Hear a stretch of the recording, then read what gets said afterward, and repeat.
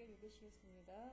우리가 선을 행하되 낙심하지 말지니 포기하지 아니하면 때가 이르매 거두리라. 아멘.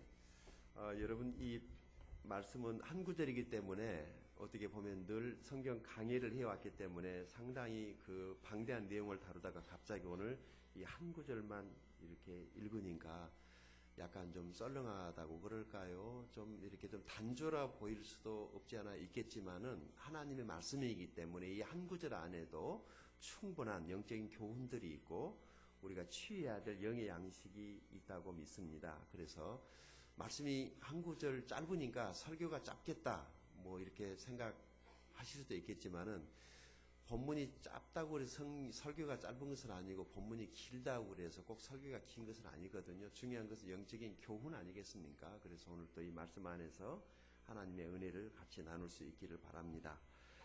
저에게는 그 목사이지만 안 좋은 습관이 참 많이 있는데 그 여러 가지 안 좋은 것들 중에서 제가 제 자신을 볼 때마다 이것은 좀 고쳐야지, 개선해야지 하고 싶은 것 중에 하나가 있습니다. 그게 뭔가 하면은 어려운 일을 만나면, 힘든 일을 만나면 늘 중도에 포기하고 싶은 그런 생각, 그만둬버릴까 하는 그런 생각, 그만두면 안 될까 그런 생각 늘 있습니다. 안 좋은 습관이죠. 구원받고 나서 많이 고쳐지고 좋아졌는데 지금도 가끔 그런 생각을 할 때가 있습니다. 아주 가끔. 사실 제가 주님 만나서 구원받고 오늘까지 거의 한 7, 8년 이렇게 왔는데 이거 자체가 주님의 은혜인 것 같습니다. 그 전에는 사실 하고 싶은 것도 많았지만 하다가 막히거나 힘들면 안 하고 포기한 일들이 참 많이 있었거든요. 그렇지만 주님 만나고 난 다음에 일종의 변화라면 그것도 하나의 제 자신에게 큰 변화인 것 같아요. 주님이 도와주셨기 때문에 여기까지 왔다고 생각을 합니다. 그러나 그럼에도 불구하고 내 생각 안에는 늘 이런 그런 생각들이 없지 않아 있습니다. 이런 말 있잖아요. 생각은 행동을 낳고 행동은 습관을 낳고 그리고 습관이 인격에 대해서 그 사람의 운명을 결정한다는 말 여러분 들어보셨을 거예요. 생각. 우리가 무엇을 생각하든 자유이지만 이 생각이 우리를 행동하게 만들고 이 반복된 행동이 습관이 되고 그것이 내 인격이 돼가지고 내 삶의 운명을 결정하게 되는 데까지 간다. 그래서 생각이 참 중요합니다. 무엇을 생각하느냐 참 중요한 것이죠. 때로는 제가 이렇게 안 좋은 생각을 하다가 안 좋은 행동을 하게 되고 그 습관이 돼가지고 그것이 인격이 돼서 실패자로 이렇게 나타나게 될 때도 있고 좋은 생각을 했더니 좋은 행동을 하게 되고 그것이 좋은 습관이 되어서 그것이 사람들이 훌륭한 인격자라고 이렇게 사람들에게 존경도 받고 성공하는 사람들을 우리가 주변에서 보게 됩니다. 그래서 사람의 인격은 그 사람의 얼굴입니다. 다시 말해서 얼굴을 화장하고 고치고 이뻐서가 얼굴이 아니라 그 사람의 됨됨이, 우리 흔히 그렇게 말을 하죠. 그 사람의 됨됨이를 보고 사람을 볼 줄 아는 이것도 우리들이 가져야 될 좋은 성품 중에 하나입니다. 그냥 외모만 보려고 하는 것보다는 그 사람의 됨됨이를 통해서 그것을 흔히 우리가 인격이라고 이렇게 말을 하지 않습니까? 그런데 우리가 대체적으로 인격을 말할 때는 책임감으로 나타난다고 그래요. 인격이 무엇이냐? 다시 말해서 책임감을 가지고 사는 사람, 어떤 일에 대한 책임을 느낄 줄 아는 사람을 가리켜서 우리가 인격자라고 이렇게 이제 말을 한다는 것이죠. 요즘에 12월 대통령 대선을 앞두고 지금 새 후보가 매일 뉴스의 헤드라인을 지금 이렇게 차지하고 있는데 도대체 우리가 무엇을 검증해야 되고 무엇을 봐야 되고 무엇을 보면서 대통령 선거를 해야 될지 아직은 좀 우리가 좀 생각하기에 누구라고 말하기에는 아직 지금 조금 성급한 것 같습니다. 이 책임, 내가 책임 얘기를 하고 있는데 그런 의미에서 보면은 내가 무슨 일을 하다가 어려운 일이 왔을 때 내가 그만둬야 되겠다라고 하는 생각하는 이것은 책임감의 결여 아니겠습니까? 끝까지 책임을 지려고 하는 이 책임감이 그 사람의 인격이라고 한다면 우리가 힘들고 어려운 일이 있을 때마다 도망치고 거부하고 벗어버리고 나 편하면 그만이지라고 하는 사람을 어떻게 인격자라고 말할 수 있겠느냐? 우리 예수님을 보면 당신이 이 세상에 오신 책임이 있었단 말이죠. 목적이 있었단 말이죠. 그래서 그 목적 달성을 위해서 그 힘들고 어려운 그 과정을 끝까지 인내하셨기 때문에 우리를 구원하실 수 있는 구세주가 된 것입니다. 그래서 주님의 인격을 우리가 닮아가기 위해서 늘 제자로 훈련하고 예배도 드리는 것 아니겠습니까? 나 편하자고, 나 잘되고, 다른 사람이 어떻게 되든 말든 나 좋으면 그만이지라는 이런 사람들을 가르쳐서 누가 따르며 인정하며 그런 사람을 인격자라고 말하겠습니까? 나 하나 잘 먹고 잘 살면 그만이고, 나 다른 사람한테 민폐 안 끼치면 그만이고, 그저 자기밖에 모르는 사람을 세상은 인격자라고 말하는 것 같지는 않아요. 때로는 자기를 포기하고 편리함과 안일함 같은 걸 다 포기하고서라도 타인의 유익을 위해서 끝까지 참고 인내하고 끝끝내 책임을 지는 그런 사람들을 우리가 그리워하고 오래 생각하고 역사도 그런 사람들을 이렇게 긍정적으로 평가하는 것 같습니다. 그래서 책을 읽었더니 이 책은요, 제가 여러분 가지고 있는 생명의 삶을 보면서 여기 나온 글이에요. 행복한 습관을 가져야 된다.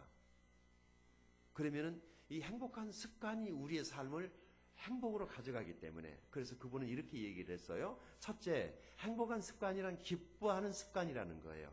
하나님을 기뻐하라. 하나님을 기뻐하라. 그것이 너희의 힘이다. 느헤미야서에 나오는 말씀이죠. 그러면 하나님을 기쁘시게 하는 사람이 누구이냐면은 구원받은 사람이에요. 구원받은 사람은 하나님을 기쁘시기 위해서 살려다가 보니까 그것이 자기 기쁨이 돼서 행복하게 산다는 것이죠. 그래서 진짜 기뻐할 수 있는 사람이 누구인가? 그것은 구원받은 사람입니다. 우리를 구원하신 하나님을 기뻐하면 하나님께서 또 소원을 이루어 주신다라고 시편 37편 4절은 말씀합니다. 또 여호와를 기뻐하라 저가 내 마음에 소원을 이루어 주시리로다라는 약속이 있습니다. 우리 하나님을 기뻐하면 하나님이 우리의 소원을 이루어 주실 것입니다. 이분은 두 번째, 좋아하는 습관에 대해서 말을 했는데 무엇을 좋아해야 될 것이냐? 사람을 좋아하라는 거예요. 사람. 우리가 좋아할 것은 여러 가지가 있을 수 있는데 그 가운데서 사람을 좋아해야 한다는 것입니다.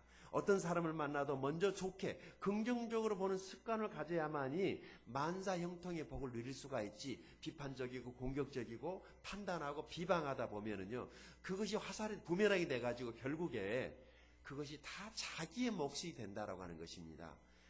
내 마음에 드는 사람이 어디 있겠어요? 나도 내 마음에 안 드는데. 안 그래요? 나도 정말 때로는요, 나를 분해해버렸으면 쓰겠어요. 그냥. 정말 이 세상에서 다른 사람은 고사하고 제일 마음에 안 드는 사람이 나더라고요. 정말 마음에 안 들어요. 왜 이 정도밖에 안 될까? 왜 나란 존재는 이 정도밖에 안 될까 싶을 때 머리털 뽑고 싶죠. 근데 가발값이 워낙 비싸니까 뽑지도 못하고, 또 이미 그냥 안 뽑아도 날아간 사람들 생각하면은 웬만하면은 머리는 안 뽑아도 되겠다 그런 생각을 하면서도 정말 보면은 내가 원수예요. 뭐 네 문제 네 탓이 아니라 가만히 보면 다 내가 원수고 다 내 문제이더라고요. 그럼에도 불구하고 하나님이 지으신 사람들을 우리가 사랑할 수 있다면 그것은 행복한 사람이라고 생각합니다. 주님께서 우리들에게 그렇게 주신 새 계명을 따라서 서로 사랑할 수 있게 되기를 바랍니다. 이것이 습관이 되면 행복하게 살 수 있을 것 같아요. 사람이 미워지는데, 사람이 싫은데 내가 행복할 수 있다는 것은 정신병자가 아니고는 할 수 없는 일이겠죠. 행복한 사람들은요, 사람을, 혹시 그 이 박사란 분 혹시 아세요? 노래하시는 분? 참, 그분은 나도 좀 저분처럼 이렇게 뇌를 어디다가 보관해 놓고, 간 쓸개 다 어디다가 보관해 놓고 그렇게 살아야지 참 편하겠다. 그냥 음악만 나오면 흔들고 춤추고 남이사 뭘 하든지 말든지 그냥 나 좋으면 그만이고 다른 사람 웃기는 그 이 박사, 고 박사, 김 박사, 황 박사, 윤 박사 다 되기 바랍니다. 어차피 그냥 뭐 칼 세우고 깃털 세우고 살아봤댔자 뭐 그런다게 되는 일도 없고, 나만 나빠지고 나만 병들고 내 몸만 망가지고, 그러니까 웬만하면은요 웃으면서 사는 거 습관 들여야 됩니다. 세 번째, 이분은 일하는 습관에 대해서 말을 했습니다. 일하는 것도 습관을 들이라는 거예요. 노는 것도 습관이 되고 잠자는 것도 습관이 되고, 그냥 어디만 가면은 뭐 이렇게 그냥 비방하는 것도 습관이 되고 칭찬하는 것도 습관이 되니까 우리는 좋은 습관을 들여야 되는데 힘이 있어야지 일하지라고 이렇게 말할 수도 있거든요. 그렇지만 이 일을 하다 보면 힘이 생기는 것 같아요. 누가 일을 하고 싶어서 하고 싶은 사람이 얼마나 있겠습니까? 그런데 이 일을 하려고 하면은요, 힘도 생겨요. 편하자고 그러면 근육도 약화돼가지고 사람이 게을러져가지고 성경에 게으름을 악이라고 그러지 않습니까? 자꾸 게을러지는 것, 이것은 옳지 않습니다. 편하자고 신앙생활, 인생을 편하자고 산다면 그건 배짱이죠. 동화책에 나오잖아요. 우리는 배짱이가 되기보다는 개미처럼 부지런히 일하는 사람, 부지런히 일하는 사람이 보기도 좋고 또 하나님도 그런 사람을 축복하십니다. 예수님은요, 안식일에도 일하시면서 내 아버지께서 일하시니 나도 일한다 라고 이렇게 말씀을 하셨어요. 안식일이 원래 쉬라고 준 이런 날이지만 주님은 오셔서 안식일의 주인이셨기 때문에 어려운 일 당하는 사람들을 도와주고 안식일에 일하는 사람이요, 교회 밖에서 지금 일하고 있네요. 4층 이사 들어온다고 지금 이사짐 센터에서 지금 몰고 놀리느라 쿵쿵 하는데 우리는 안식일에 하나님께 예배 드리고 있습니다. 그러나 이것도 일이에요. 예배도 일입니다. 예배하는 거 그냥 뭐 앉아서 가만히 앉아 있는 것 같지만 어떤 분들은 그럴 거, 나도 옛날에 그랬으니까 참 앉아서 듣기만 하니까 나도 목사님 앞에 나가서 그냥 설교하고 싶다 그런 생각이 들었거든요. 그래서 목사가 돼서 설교하다 보니까 지금은요, 나도 앉아서 좀 듣기만 했으면 좋겠다. 설교가요, 우리 홍 목장님 그러십시다. 목사님 얘기 올라오기만 하면 어디서 막 그냥 무슨 생각이 하늘에서 폭포수처럼 쏟아져가지고 막 그냥 나가는 줄 아는데 정말 설교 한 편 만들어내는데 그냥 짭니다. 짜. 왜냐하면은 제가 이곳에서 말씀을 전하는 것은 중요한 시간이거든요. 그래서 늘 설교가 이제 제가 해놓고 나서도 제가 모니터를 해보면은 저 부분 이렇게 했으면 쓰겠는데 그런 부분도 없지 않아 있습니다. 사실 여러분, 우리가 그 일을 하고 살면은 우리 인생이 행복해집니다. 일하는 좋은 습관을 가질 수 있기를 바랍니다. 넷째는 감사하고 기도하는 습관을 가지라는 겁니다. 기도하면 건강해지고 감사하면 활력이 생긴다는 것이죠. 그래서 꼭 돈이 많이 있어야만이 행복한 것이 아니라 우리가 기도할 수 있고 감사할 수 있다면 내 주 예수 모신 것이 그 초막이든 궁궐이든지 간에 예수님이 함께하면 그것이 행복이지 무엇이 다른 주변의 것이 우리를 행복하게 해주는 것 같지는 않습니다. 서두에 말씀드린 것처럼 목사인 저에게 안 좋은 습관, 이 어려운 일을 만나면 중대에 포기하려는 이런 안 좋은 습관, 이것을 제가 고치려고 하는데요. 제 기도 제목이기도 하고 특별히 제가 교회를 개척하고 여기까지 오는데 중도에 여러 번 포기하려는 그런 생각을 없지 않아 했습니다. 그런데도 불구하고 오늘까지 지금 목회를 제가 하고 있는 것은 첫 번째는 하나님의 은혜입니다. 얼마나 그만둘 수 있는 상황들이 많이 있었는지 모릅니다. 어쩌면 지금도 내가 그만둬야 할 상황이나 그런 일들은 있어요. 명분은 있어요. 그만두고 싶은 생각이 날마다 매 순간마다 들어요. 다른 목사님이 와서 교회를 책임지고 여러분에게 더 좋은 꼴을 먹이고 나보다 더 실력이 있고 더 많이 배우고 더 준비되신 분이 와서 이렇게 교회를 이끌고 가면 훨씬 더 좋지 않을까라는 생각이 들 때마다 어서 빨리 그만둬야지라는 생각이 들지만 그러나 그런 대안도 없이 마냥 그만두는 것은 상책은 아니기 때문에 아직은 제가 책임을 져야 되겠다라고 지금 있는 것입니다. 두 번째는요, 오늘 이 본문 말씀 때문에 제가 지금 목회를 하고 있는 것입니다. 우리 본문 말씀 한번 같이 읽어볼까요? 같이 읽어보십시다. 시작. 우리가 선을 행하되 낙심하지 말지니 포기하지 아니하면 때가 이름에 거두리라는 바로 이 말씀이, 암송한 이런 말씀이 제 삶 속에서 늘 살아서 제 마음에 감동을 주니까 포기해야지, 그만둬야지라는 생각이 들었다가도 또 하고, 그래 이달 넘겨보자, 금년 넘겨보자, 좀 참아보자, 견뎌보자, 그러다 보면은 좋은 일이 있지 않겠느냐는 이 말씀 때문에 제가 지금 목회를 하고 있는 것입니다. 세 번째는 가족과 또 교회 여러 성도 여러분들이 있기 때문에 제가 지금도 목회를 하고 있는 것입니다. 오늘 세 가지 말씀을 요약해서 말씀드리겠습니다. 본문을 보게 되면은요, 세 가지 사실을 말하고 있는데, 첫째는 선을 행하는 특권에 대해서 말을 합니다. 두 번째는요, 낙심하고 피곤하게 되는 위험에 대해서 말을 하고 있고, 세 번째는 거두게 될 것이라는 약속을 말하고 있습니다. 그 요약을 하면 첫 번째는 뭐예요? 특권. 두 번째는 위험. 세 번째는 약속. 이렇게 머릿속에 담아두시면 쉽게 오늘 이 설교가 마음에 말씀 안에 들어오게 될 것입니다. 자, 첫 번째, 우리에게 주어진 특권이 있어요. 그것이 뭐냐면은 선을 행할 수 있는 특권이 우리에게 주어졌다는 것입니다.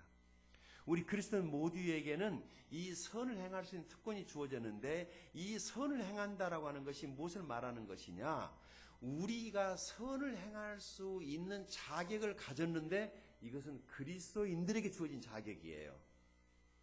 여기서 말한 이 선은 착한 일, 그 옳은 일 이런 것을 말하는 것이 아니라, 성경에서 말하는 선은 언제나 하나님의 일을 말하는 것입니다.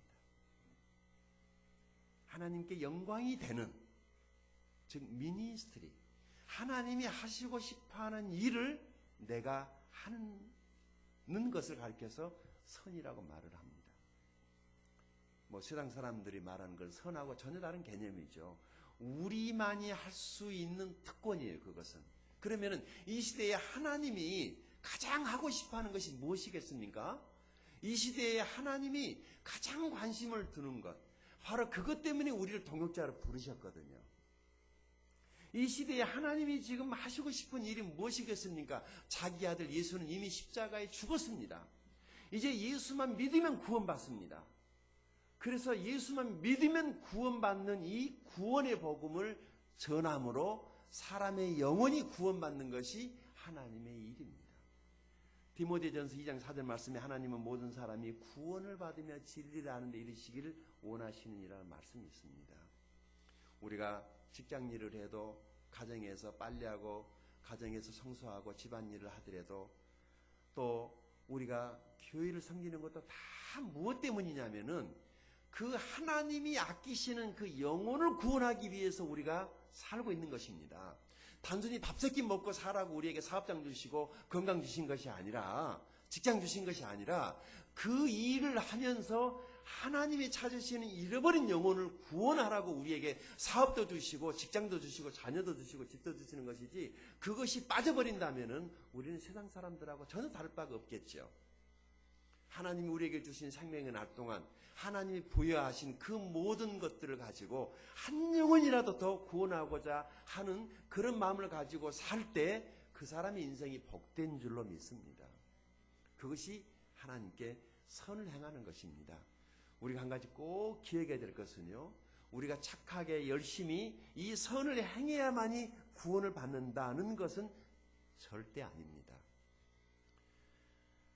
우리가 예수 그리스도를 믿음으로 하나님께서 우리를 그것을 의로 여겨서 우리를 구원하신 것이지, 우리의 선한 행실이 마치 그렇게 해야만이, 무엇인가를 열심히 해야만이 하나님이 우리를 구원하는 것은 아니라고 성경은 말씀합니다.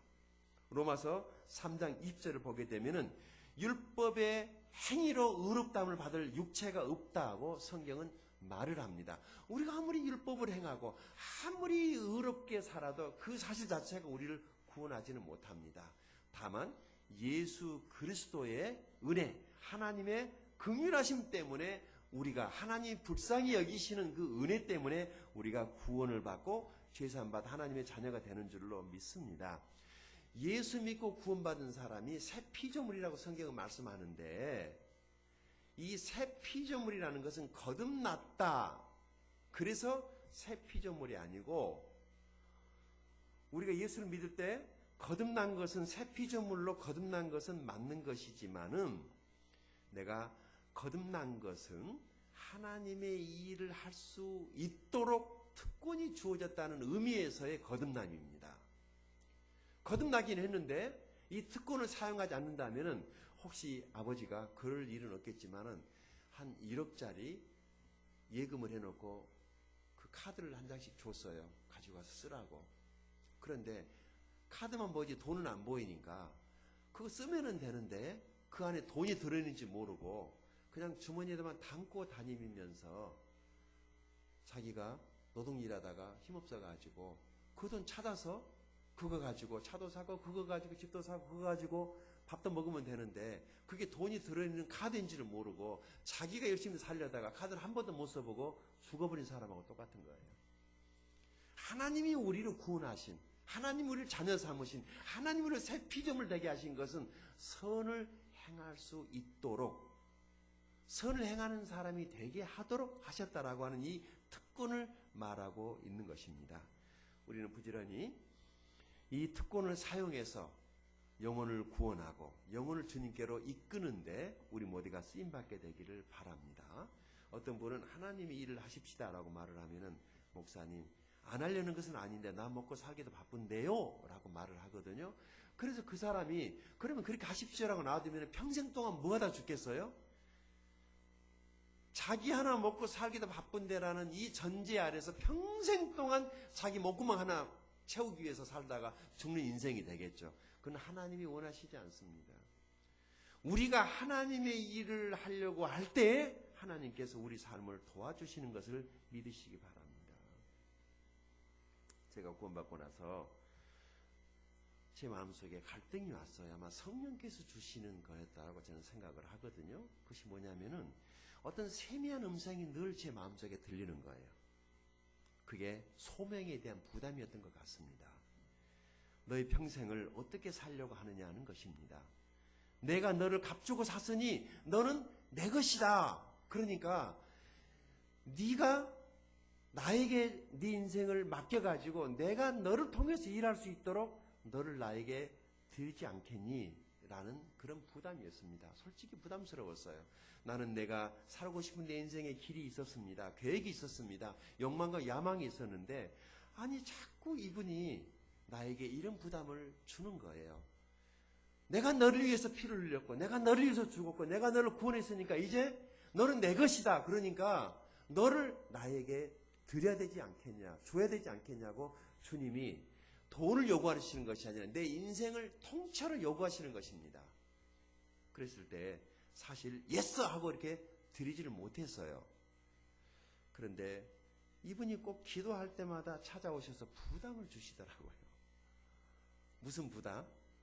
자꾸 내 인생을 달라는 거예요. 하나님께서 쓰고 싶다고. 그래서 기도 안 했어요. 기도만 하면 부담스러우니까. 또 성경을 봐도 맨 그런 얘기더라고요. 그래서 성경 밖에서 안 받겠어요? 그래서 기도도 안 했어요. 성경도 안 했어요. 그런다고 그래서 이분이 내게 부담을 안 주시는 것이 아니라 잠자거나 꼭 혼자 무엇인가를 생각하고 있을 때 계속 내게 와서 부담을 주셨습니다. 너를 나에게 맡기면 내가 너를 통해서 일하고 싶다는 걸 주님의 음성에 들려서 제가 주님께 내 인생을 드리기로 했었습니다. 그 무렵에 사실 그리스도의 사랑이 저를 강권하고 있었고 또 주님께서 저를 사랑해서 당신의 몸을 내어주셨으니까 나도 내 평생을 주님께 드리는 것이 그분이 나를 사랑하신 그 사랑에 응답하신 것이다 라고 이렇게 생각을 했는데 잘 안 되는데 마침 기회가 왔어요. 드릴 수 있는 기회. 그 마침이라는 게 중요합니다. 그게 뭐냐면은 하나님께서 그렇게 하신 것 같은데 내가 좀 뭔가 자랑할 만한 모든 자랑거리들, 내가 신뢰하고 믿고 있었던 모든 것들을 다 가지고 가셨어요. 그러니까 이제 내가 주님께 드리는데 뭐 꺼리끈 것이 없으니까 내 몸만 내가 결정만 하면 되는 거예요. 그래서 옳다 이때다 싶어가지고 그냥 주님께 내 인생을 맡겨드린 것입니다.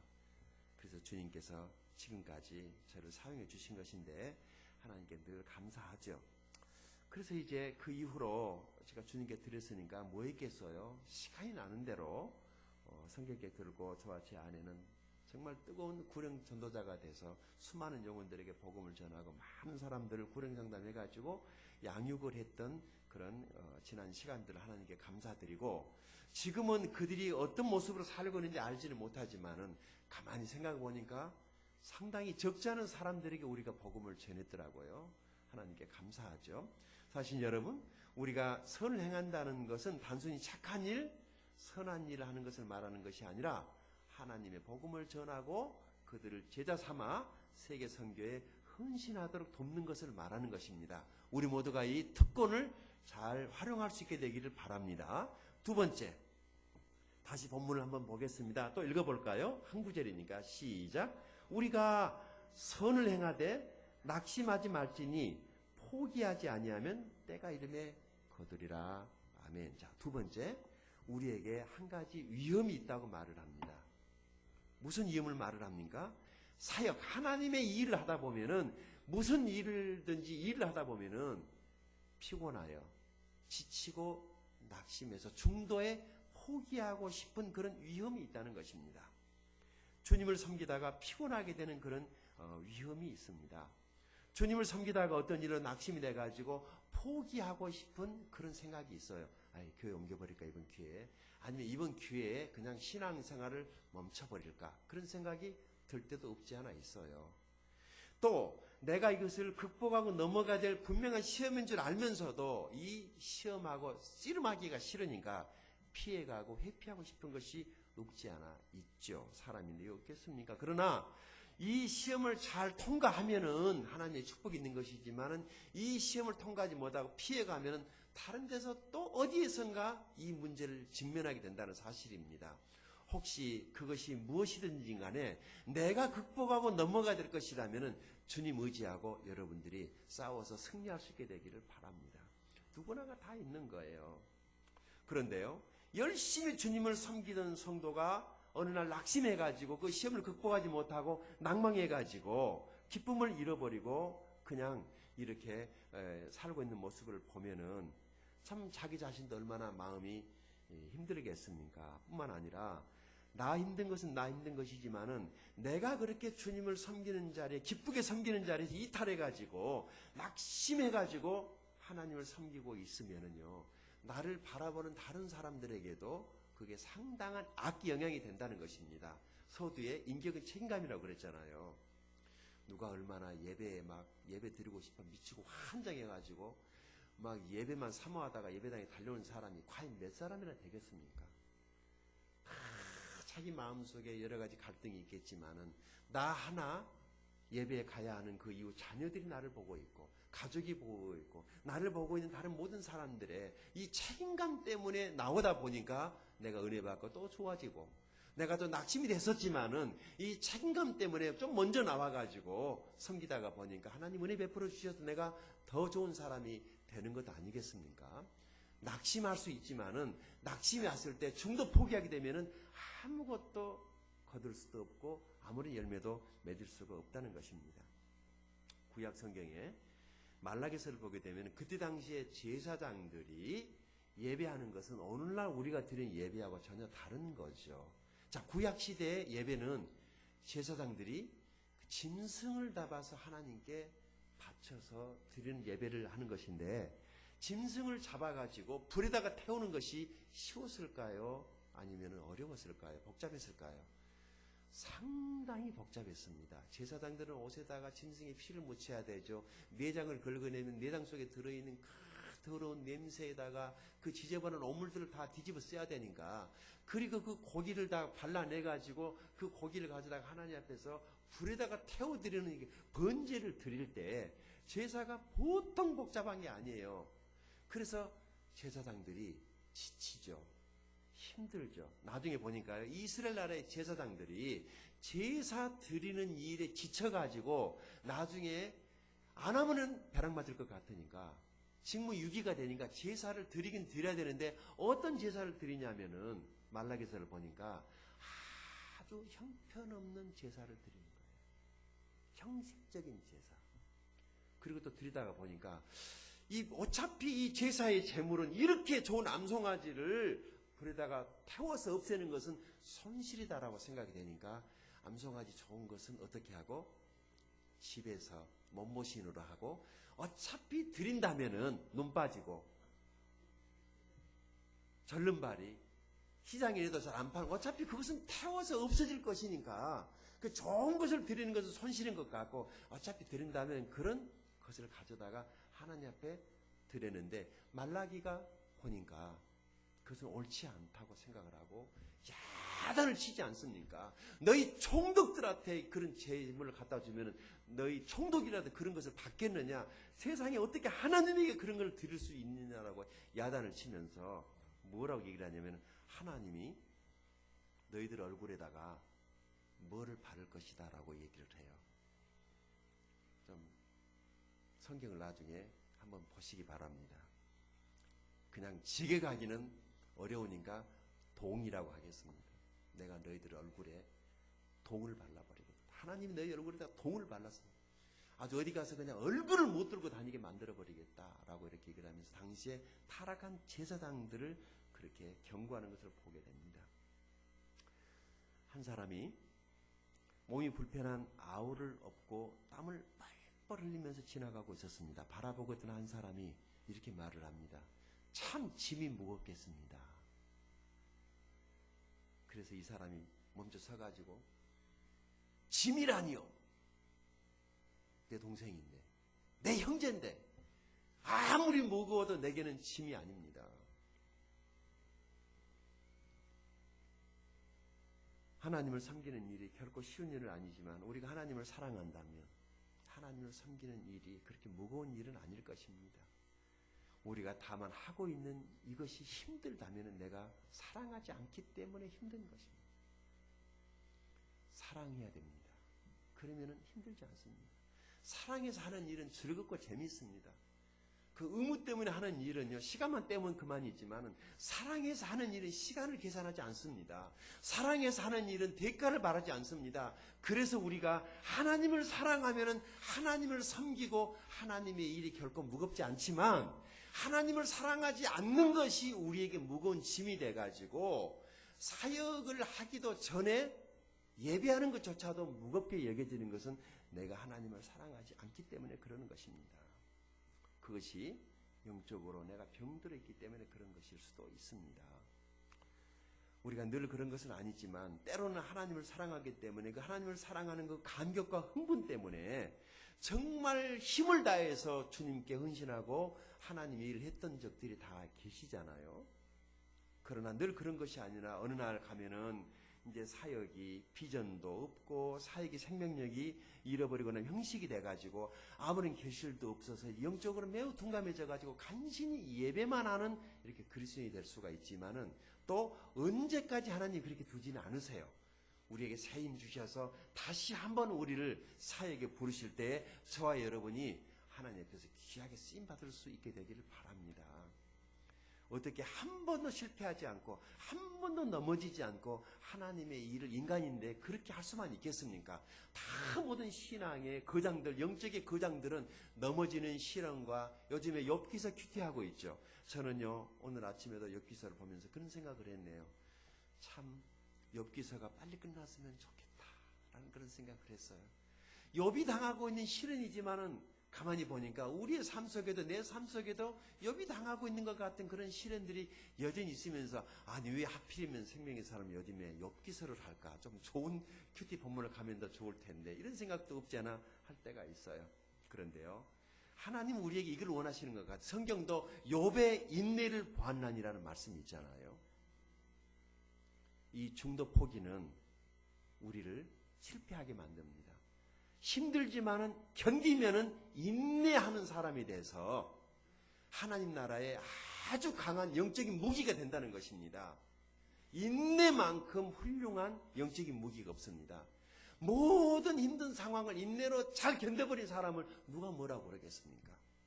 그런데 한참 좋을 때 깃발 흔들다가 잘 나가다가 힘든 일 오니까 깃발 휘딱 던져버리고 내가 언제 깃발 흔들었나 싶어가지고 비참하게 살고 있으면 그런 사람에게 박수 보내지 않아요. 그러나 힘들지만은 이를 깨물고 견디고 극복하고 그 불시험을 통과해가지고 인내한 사람들이 박수 보내지 않습니까? 우리 포기하고 싶은 생각이 들겠지만 그러나 지금 중도에 포기하기에는 너무 이르지 않습니까? 포기하려는 생각은 가질 수는 있지만 포기하지 말고 결실할 수 있기를 바랍니다.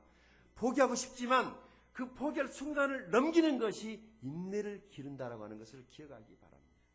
세 번째, 자 여기 이제 하나의 약속이 있습니다. 어떤 약속이 있습니까? 때가 되면이라는 약속이 우리에게 있습니다. 때가 되면 거두게 된다는 거예요. 때가 이름에 거두리라는 이 말씀의 의미는 농사하는 것을 예를 들어서 말하고 있는 건데요. 포기하지 않고 지속적으로 일해야 되는 것을 이제 우리가 농부를 통해서 배우게 됩니다. 농부들은 밭을 갈고 씨를 뿌리고 잡초를 제거하고 물을 줍니다. 그리고 추수할 때를 기다리죠.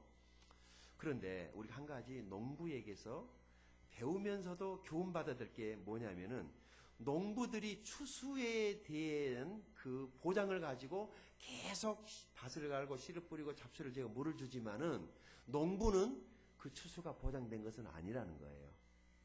이번에 태풍이 휘릭 지나가가지고 눈앞에서 코앞에서 모든 것들이 다 손실되어져 버리지 않습니까?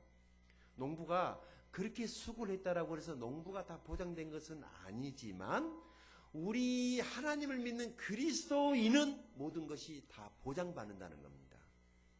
세상의 농부는 농사 열심히 이렇게 일해볼 수 있지만은 우리 예수 믿는 사람들이 하나님을 위해서 했던 모든 것들은 반드시 하나님이 보상해 주신다라고 하는 그 약속을 말하는 거예요. 그러면 여기 때라고 하는 것이 무엇을 말하는 것이냐? 이 때는 지금을 말하는 것이 아닙니다. 마태복음 13장 39절을 보게 되면은 예수님께서 말씀하시는데 추수 때는 세상 끝이라고 말을 했습니다. 다시 말해서 예수님이 이 세상을 심판하러 오시는 그날에 우리가 하나님을 위해서 했던 그 모든 것들이 추수의 보상으로 우리에게 돌아온다라고 말을 하고 있습니다. 그러니까 오늘 우리가 수고한 것의 결실을 우리가 보지 못할 수도 있습니다. 내일 거두지 못할 수도 있습니다. 우리 자녀 세대에 거두는 것이 있고 우리 손주 세대에 거둘 수도 있고 아니면 몇 대 후손이 거둘 수도 있어요. 당장에 우리 눈에 볼 수는 없지만은 그러나 우리는 이 믿음 한 가지를 가지고 계속해서 씨를 뿌리고 밭을 갈고 물을 주고 잡초를 뽑고 하는 이 수고를 계속해야 한다는 것입니다. 때가 되면 반드시 어떻게 되니까? 거두기 때문에. 그래서 찬송에 거두리로다 짠, 거두리로다 짠 하는데요. 그게 우리 살아있을 때 거두니까 막 춤추자 그런 얘기가 아니고 우리 살아있을 때 거두지 못할지라도 반드시 거두기 때문에 우리가 기쁜 마음으로 박수치면서 찬송을 하는 것입니다. 한번 다음 주에는 기쁘게 가을이니까 거두리로다 짠, 거두리로다 짠 이 찬송을 한번 부르면 참 좋겠습니다. 여러분 우리가 교회를 개척하고 제일 먼저 제가 교회를 개척하고 선교지를 갔던 곳이 필리핀입니다. 잊어버릴 수가 없어요. 두 번째 중국이었습니다. 여러 번 갔죠. 필리핀도 중국도. 그 다음에 몽골은 정말 상상외로 많은 비용을 들어가면서 몽골을 다녔습니다. 아프리카에 갔죠. 또 호주 영국까지 다니면서 우리가 했던 것이 다 뭐였냐면 씨를 뿌리는 거였습니다. 가만히 생각해 보니까 감사하더라고요. 지금 어떤 열매가 자라고 있는지 가서 눈으로 확인해 볼 수는 없지만은 그 모든 것들이 우리 모두가 다 같이 힘을 합쳐서 씨를 뿌린 거였습니다. 복음의 씨를 제가 가서 뿌렸습니다. 어떤 열매가 자라고 있는지 모릅니다. 어떤 주의 종들이 하나님의 사람들이 지금 일어나고 있는지는 우리 당장에는 볼 수는 없지만은 나는 믿습니다. 하나님께서 우리가 뿌린 그 씨를 언젠가 기쁨으로 획득하게 할 것을 저는 믿습니다. 당장 내 눈에 보이지 않더라도 우리는 믿음으로 계속 씨를 뿌리고 가꾸는 이런 일을 해야 될 줄로 믿습니다. 주님을 섬기는 것 특권이지만 때로는 낭망하고 피곤하여 포기하고 싶을 때도 있습니다. 그렇지만 우리에게는 추수의 약속이 있음을 기억하고 계속해서 우리 자신을 드려야 될 줄로 믿습니다. 우리는 지금 모두가 이미 하나님의 일을 하고 있는 중입니다. 가정도 하나님이 주신 것이기 때문에 하나님의 일이고 직장도 하나님 주신 것이기 때문에 직장도 하나님의 일이고 교회도 하나님께서 우리에게 상 주시려고 맡긴 일이기 때문에 우리가 열심을 다해 사다 보면은 반드시 주님께서 상으로 갚아주실 것을 믿습니다. 말씀을 마무리하면서 가정과 직장, 교회 이 모든 것은 한 영혼하고 다 연관이 되어져 있다는 것입니다. 한 영혼이 천하보다도 더 귀하기 때문에 가정이 존재하는 것도, 직장이 존재하는 것도, 교회가 존재하는 것도 이 한 영혼을 우리로 하여금 획득하라고, 한 영혼을 구원하는 일을 하라고 교회도 주시고 직장도 주시고 가정을 주셨다고 믿습니다. 이 가을에 그 한 영혼을 구하는 일에 저와 여러분이 진력할 수 있게 되기를 바랍니다. 기도하겠습니다.